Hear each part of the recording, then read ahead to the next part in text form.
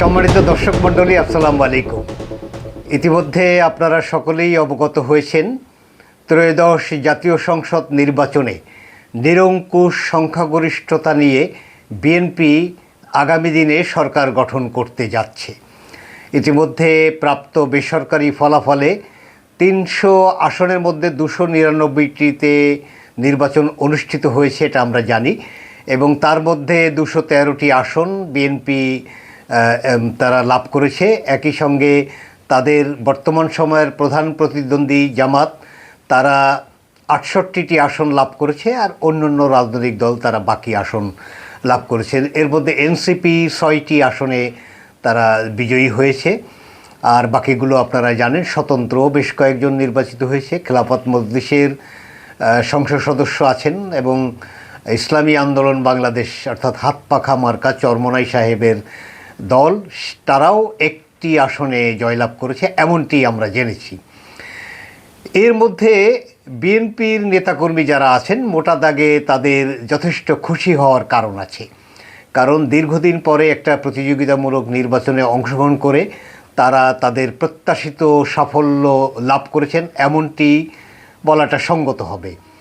মূলত শহীদ রাষ্ট্রপতি জিয়াউর রহমানের আদর্শিক রাজনীতি, দেশনেত্রী বেগম খালেদা জিয়া যিনি সদ্য প্রয়াত, তার আপসীন গণতান্ত্রিক রাজনীতিতে যে তার আপসীন ভূমিকা, এবং একই সঙ্গে তার মৃত্যুর পরে তাকে যেভাবে শ্রদ্ধায় ভাসিয়েছেন বাংলাদেশের মানুষসহ মুসলিম বিশ্বের নেতৃবৃন্দ সহ দক্ষিণ এশিয়া, এশিয়া, বিশ্বের নানা প্রান্তের প্রভাবশালী দেশ গোষ্ঠী, তারা যেভাবে খালেদা জিয়াকে ধারণ করেছে, তাকে যেভাবে সম্মানিত করেছেন, সে সমস্ত ইমেজ, সর্বোপরি তারেক রহমানের আধুনিক চিন্তা চেতনা, রাষ্ট্র গঠনে তিনি মানুষকে যেভাবে তার প্ল্যান বা তার আগামী দিনের স্বপ্ন, এটিতে তিনি কনভিন্স করতে সক্ষম হয়েছেন, ফলে বিএনপির এই সাফল্য ছিল প্রত্যাশিত। তবে আরেকটি দিক থেকে যদি আমরা বলি, তাহলে আমি ব্যক্তিগতভাবে মনে করি, আমার সঙ্গে কেউ কেউ দ্বিমত পোষণ করবেন, যে এটি বিএনপির এক ধরনের বিপর্যয়ের বার্তাও দেয়। বলবেন কথাটি কেন বলছেন? বিপর্যয়ের বার্তা দেয় এই অর্থে, বিএনপি বাংলাদেশের বৃহত্তম রাজনৈতিক দল। এখন যে সাফল্য বিএনপি লাভ করলো, এরকম বা এর কাছাকাছি সাফল্য এর পূর্বেও বিএনপি কয়েকবার লাভ করেছে। সেক্ষেত্রে তাদের প্রধান প্রতিদ্বন্দ্বী ছিল আরেকটি গুরুত্বপূর্ণ শক্তিশালী রাজনৈতিক দল, বাংলাদেশ আওয়ামী লীগ, যেটি একটি প্রাচীন রাজনৈতিক দল। বাংলাদেশের স্বাধীনতার ইতিহাসের সঙ্গে যে রাজনৈতিক দলের একটা গুরুত্বপূর্ণ সম্পৃক্ততা আছে, তাদের নেতা শেখ মুজিবুর রহমান বাংলাদেশে, স্বাধীনতাপূর্ব বাংলাদেশে সবচেয়ে বড় জাতীয় নেতা, এবং তার কে কেন্দ্র করেই তখন রাজনীতি আবর্তিত হয়েছে। এমনকি স্বাধীনতা যুদ্ধের ঘোষণাও তার নামে হয়েছে। ফলে এই রাজনৈতিক দলটিকে পরাজিত করে সংখ্যাগরিষ্ঠতা লাভ করা, এটি বিএনপির জন্য অবশ্যই সাফল্য। এবং সেক্ষেত্রে যদি কোনো সময় তারা যেমন নিরঙ্কুশ সংখ্যাগরিষ্ঠতা লাভ করেছে, ২০০-র বেশি আসন কিংবা ২০০-র কাছাকাছি আসন পেয়েছে, নিঃসন্দেহে সেটি বিএনপির সেরা সাফল্য। তবে এবারও ২১৩টি আসন পাওয়ার পরেও সেই সাফল্যের সঙ্গে তুলনা করলে এটি নিঃসন্দেহে বিএনপি যে তার থেকে বেশি সাফল্য লাভ করছে এমনটি বলার কোনো যুক্তিসঙ্গত কারণ নাই। বরঞ্চ এক্ষেত্রে বিএনপির বিপর্যয়ের যে কারণগুলো আমরা দেখছি, সেটির মূলত কারণ হলো জামাত ইসলামী ইতিপূর্বেকার রাজনীতিতে কখনোই কোনো গুরুত্বপূর্ণ বৃহৎ রাজনৈতিক দলের তকমা এই রাজনৈতিক দলটির গায়ে ছিল না। এমনকি তারা এককভাবে ইলেকশন করে ১৯৯৬ সালে মাত্র ৩টি আসনে বিজয়ী হয়েছিলেন। তাদের সর্বোচ্চ সাফল্য হলো ১৯৯১ সালে তারা 18টি আসনে বিজয় লাভ করেছিলেন, এবং আর 2টি নারী সংসদ সদস্য নিয়ে তারা সর্বোচ্চ 20টি আসনে ইতিপূর্বে পারফর্ম করেছেন। এমনকি অর্ধশতাধিক আসনেও তারা এর আগে মনোনয়ন দিয়ে নির্বাচন করার সুযোগও পাননি। সেটি জোটের কারণে হোক, এককভাবে হোক, কোনোভাবেই তারা সর্বোচ্চ 50টি আসনেও তারা তাদের রাজনৈতিক প্রার্থীদেরকে মনোনয়ন দিতে পারেনি। অথচ এবার সেই রাজনৈতিক দলটি 68টি আসন লাভ করেছে।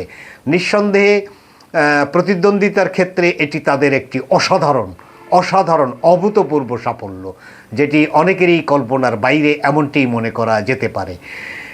একইভাবে এটাও বলা সঙ্গত যে কোনো কোনো আসনে তারা বিএনপির এমন এমন উল্লেখযোগ্য প্রার্থীকে পরাজিত করে বিজয়ী হয়েছে, সেটিও জনগণের অনেকের কাছে আশ্চর্য মনে হতে পারে। যেমন খুলনাতে খুব আলোচিত একজন রাজনৈতিক নেতা নজরুল ইসলাম মঞ্জু, তাকে পরাজিত করে জামাতের একজন নির্বাচিত হয়েছেন যিনি সিটি কর্পোরেশনের ওয়ার্ড কাউন্সিল নির্বাচনে পরাজিত হয়েছিলেন। এখানে যদিও খুলনার বিএনপিতে রাজনৈতিক গ্রুপিং এবং নজরুল ইসলাম মঞ্জু তার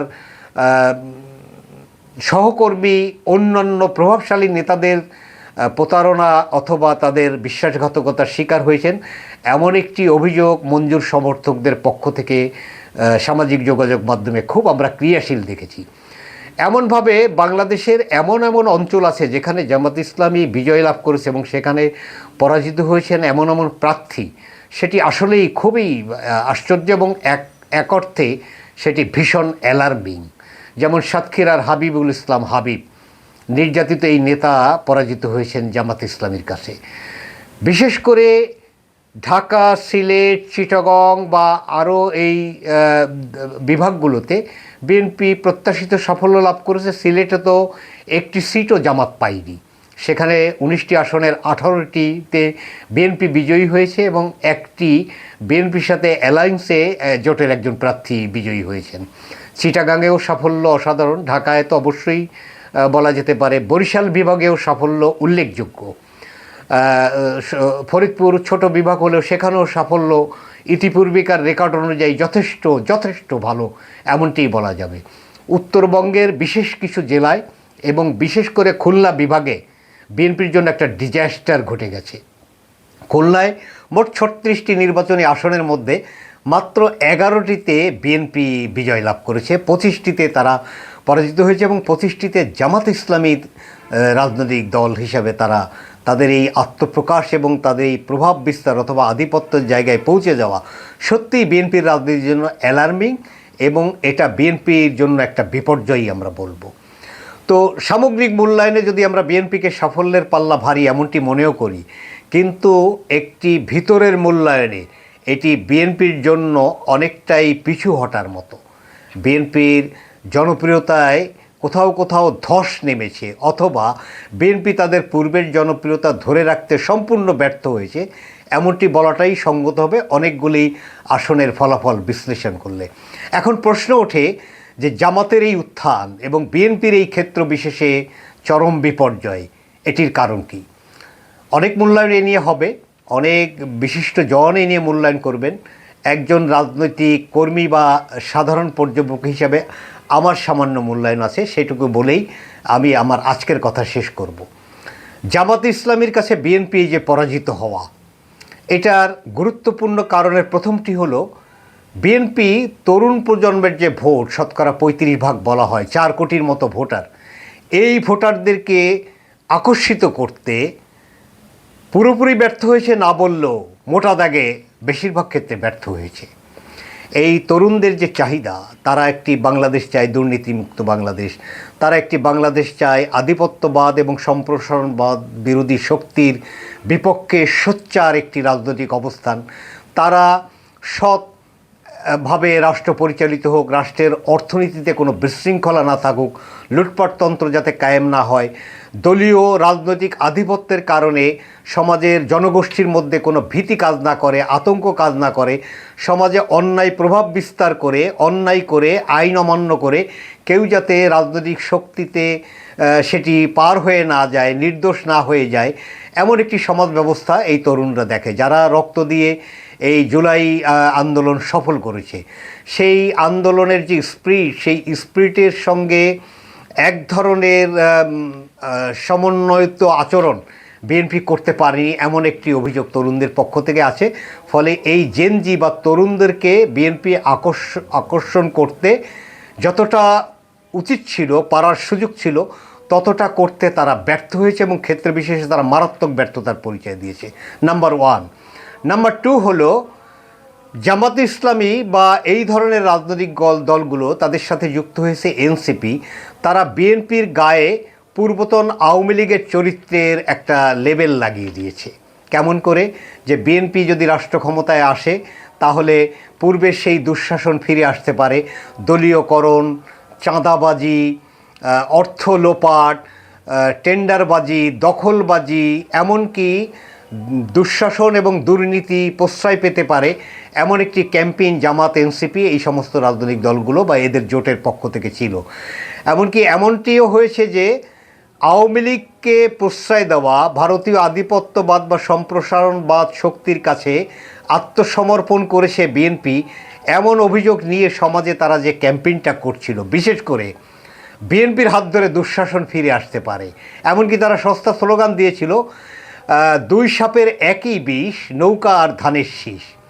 এই যে দুঃশাসন ফিরে আসতে পারে, আওয়ামী দুঃশাসনের ওই চিত্র আবার বাংলাদেশে দেখা যেতে পারে বিএনপির উত্থান হলে, এমন একটি ক্যাম্পেইন জামাত বা এনসিপি বা এই ধরনের রাজনৈতিক দলগুলো থেকে যেটা ছিল সেটি মোকাবেলায় বিএনপি ব্যর্থ হয়েছে। বরঞ্চ এই ক্যাম্পেইনটি মধ্যবিত্ত শ্রেণীর মধ্যে বিশ্বাসযোগ্যতা পেয়েছে।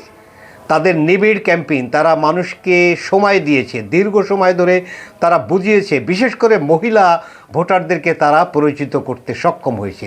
মধ্যবিত্ত, শিক্ষিত, চাকুরিজীবী এই যে শ্রেণী, যারা খুবই মানে সমাজ সম্পর্কে এক ধরনের ক্রিয়া প্রতিক্রিয়ার মধ্যে থাকেন, তাদেরকে জামাতের ক্যাম্পেইনটা সফল হয়েছে। বিএনপি এর বিপরীতে ক্যাম্পেইন করতে বা আচরণ করতে সম্পূর্ণ ব্যর্থ হয়েছে। এটি দ্বিতীয় গুরুত্বপূর্ণ কারণ। তৃতীয় গুরুত্বপূর্ণ কারণ আমার কাছে যেটি মনে হয়েছে সেটি হলো আওয়ামী লীগ এবং বিএনপি রাজনৈতিক দলের কর্মীদের চেহারা, চরিত্র, আচরণ, এটা যখন জনগণের সামনে তুলনামূলকভাবে উপস্থাপিত হতো, তখন জনগণের নিরীহ অংশটি বিএনপির নেতাকর্মীদের চারিত্রিক বৈশিষ্ট্য আওয়ামী লীগের থেকে উন্নত অথবা তাদেরকে অধিক নম্বর দিতে সক্ষম ছিলেন। কিন্তু এখন যখন প্রতিদ্বন্দ্বিতা হচ্ছে বিএনপি, বিশেষ করে বিএনপির তরুণ নেতাকর্মীদের কথা বলবো, এবং জামাতের তরুণ নেতাকর্মী, এই দুইটি চরিত্রকে পাশাপাশি রেখে জনগণের একটা বৃহৎ অংশ তারা দেখেছে জামাত এবং শিবিরের ছেলেরা ধার্মিক, তারা নিত্য নামাজ পড়ে, মসজিদমুখী, তারা কথা বলে নরম করে, তাদের বিরুদ্ধে মাদক সেবনের কোনো অভিযোগ বা মাদক সংশ্লিষ্টতার কোনো অভিযোগ নাই, তারা চাঁদাবাজি, দখলবাজি বা এই ধরনের অন্যায় আধিপত্য বিস্তার এগুলোর সঙ্গে সম্পৃক্ত নয় অথবা সম্পৃক্ত হওয়ার তাদের সুযোগ নাই। এই আচরণগত গুণগত বৈশিষ্ট্য আর পক্ষান্তরে বিএনপির নেতাকর্মীদের, বিশেষ করে 5ই আগস্টের পরে তাদের উল্লম্ফন, সমাজে অস্থিরতা তৈরিতে, নিচের টায়ারে এই সমস্ত শিক্ষা দীক্ষার অভাব, ধর্ম জ্ঞানের অভাব, সামাজিক দায়বদ্ধতার অভাব, এমনকি পারিবারিক শিক্ষার অভাব, এই ধরনের একটা শ্রেণী এত উৎপাতমূলক আচরণ কিছু ক্ষেত্রে করে ফেলেছে, যেটি জনগণকে যখন বিএনপির তরুণ নেতাকর্মী এবং নিচের টায়ারের এবং জামাতের নেতাকর্মীদের পাশাপাশি দাঁড় করিয়েছে, তখন দেখা গেছে জামাতের নেতাকর্মীরা আচরণগত দিক থেকে, বৈশিষ্ট্যের দিক থেকে তারা বিএনপির নেতাকর্মীদের থেকে অনেক বেশি নাম্বার পেয়েছে। ফলে তাদের দাড়িপাল্লার অনুকূলে ভোট চাওয়া আর বিএনপির ধানের শীষের অনুকূলে ভোট চাওয়া, এই দুটির মধ্যে একটা ব্যাপক পার্থক্য হয়েছে, যার একটা বড় ধরনের সুবিধা পেয়েছে জামাতে ইসলামী। একই সঙ্গে আরেকটি গুরুত্বপূর্ণ কারণ, বিএনপির রাজনৈতিক ক্যাম্পেইনে, নির্বাচনী প্রচারণায় হইচই ছিল, আয়োজন ছিল, ডাকসাইটে ব্যাপার ছিল, অনেক লোক, বহর, এমনকি তাদের নারী কর্মীরা সেজে গুজে এমনভাবে ভোট চাইতে গেছেন যে তারা যেন মনে হচ্ছে যেন শুটিংয়ে যাচ্ছেন।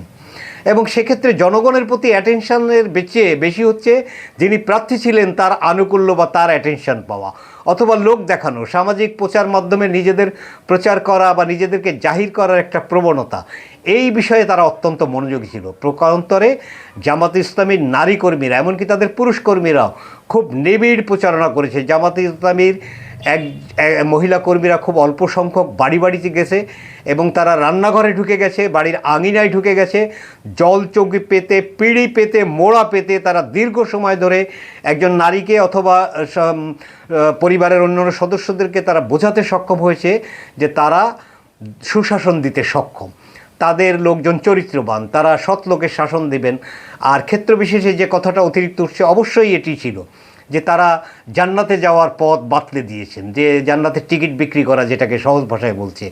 তারা ঈমান, আকিদা, রসুল, কোরআন, মানুষকে ধর্মের পথে ডাকা, অর্থাৎ মানুষের যে ইমোশনাল জায়গাটা সেখানে তারা টাচ করেছেন, অনেকটা ব্ল্যাকমেইল করেছেন।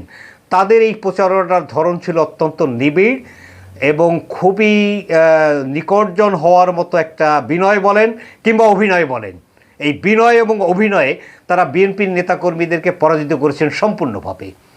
এই সমস্ত ক্ষেত্রে নারী ভোটাররা, বিশেষ করে নারী ভোটাররা, বৃদ্ধ ভোটাররা তারা প্রলুব্ধ হয়েছেন। সেটি জান্নাতের টিকিটের কথাই বলুন আর সেটি সৎলোকের সুশাসনের কথাই বলুন, তারা এই নিবিড় ক্যাম্পেইনে অধিক সময় দিয়ে একদম নিকটজনের মতো এই যে আত্মার সাথে রিলেশন করার যে প্রবণতা, সেটায় তারা সফল হয়েছেন। সেক্ষেত্রে বিএনপির নেতাকর্মীরা তারা উপর দিয়ে হেঁটেছেন, পানি পায়ে লাগাননি, ফলে তারা এই ক্যাম্পেইনেও পিছিয়ে পড়েছেন। এই চারটি কারণকে আমার কাছে মনে হয়েছে বিএনপির যে বিপর্যয়ের কথাগুলো বললাম সেই বিপর্যয়ের গুরুত্বপূর্ণ কারণ। আর জামাতে ইসলামীর এই যে অভাবনীয় উল্লঙ্ঘন, যে তারা যে যে রেকর্ড পরিমাণ আসন পেলেন এবং তাদের রাজনৈতিক দলের যে ডায়া, তার থেকে তারা যে বড় সাফল্য পেলেন, সেটির কারণ এই চারটি বলে আমি মনে করি গুরুত্বপূর্ণ। আরও অনেক কারণ আছে যেগুলো ঘটনা পরস্পরায় সময়ের পরিক্রমায় আরও আলোচনায় আসবে। ফলে বিএনপির নেতাকর্মীদের এবার স্বয়ং সৃষ্টিকর্তা বিএনপির নেতাকর্মীদের প্রতি রহমত করেছেন। সেটি খালেদা জিয়ার কারণে, সদ্য তিনি প্রয়াত হয়েছেন, তার প্রতি মানুষের একটা আবেগ, তারেক রহমানের নতুন ডাইমেনশন, শহীদ রাষ্ট্রপতি জিয়াউর রহমানের সেই চিন্তা চেতনার সেই আদর্শিক ধারণা। ফলে এবারের মতো বিএনপি আমার মতে পার পেয়ে গেছেন, আল্লাহর করুণা পেয়েছেন, আল্লাহর রহমত পেয়েছেন। কিন্তু তারা যদি তাদের চরিত্রিক বৈশিষ্ট্যে পরিবর্তন না আনতে পারেন এবং এই যে কথাগুলো বললাম এই কথাগুলো টাচ করে তারা যদি আগামী দিনের কর্মপরিকল্পনা এবং সাংগঠনিক কাঠামো প্রস্তুত না করতে পারেন, আগামী নির্বাচনে তাদের ফলাফল এর থেকে খারাপ হবে, এ বিষয়ে অন্তত আমি নিশ্চিত। ফলে বিএনপির নেতাকর্মী এবং পার্টির হাইকমান্ডকে এখনই সতর্ক হতে হবে যে রাজনৈতিক দল হিসেবে জামাতের সাথে প্রতিদ্বন্দ্বিতা করা অথবা ভবিষ্যতে যদি আরও কেউ সামনে আসে তাদের সঙ্গে প্রতিদ্বন্দ্বিতা করতে গেলে রাজনীতিকে জনকল্যাণের জায়গায় নিয়ে যেতে হবে। রাজনীতি জনকল্যাণে নিয়োজিত একটি ধর্মযুদ্ধ এবং সেটা অত্যন্ত মনোনিবেশ করে করতে হবে। আত্মবিশ্লেষণ প্রয়োজন, আত্মমূল্যায়ন প্রয়োজন এবং আত্মশুদ্ধির প্রয়োজন। এই তিনটি বিএনপির নেতাকর্মীরা যদি অর্জন করতে পারেন, নিঃসন্দেহে তারা এই সাফল্য ধরে রাখতে পারবেন। আজকের মতো এখানেই শেষ করছি। ধন্যবাদ।